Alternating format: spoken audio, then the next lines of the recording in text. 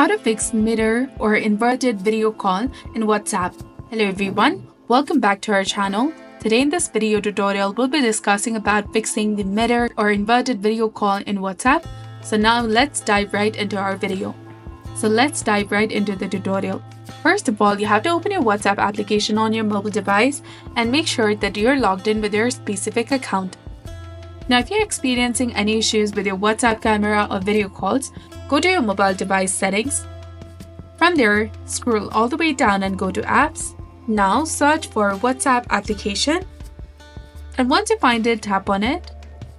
Now scroll down and go to Storage and then click on Clear Cache and also click on Clear Data. But remember that clearing the data will delete all the files, accounts, and databases, so you have to be very careful regarding that. And once you've cleared your cache, this action will help fix any glitches or errors in the application, including issues with your camera.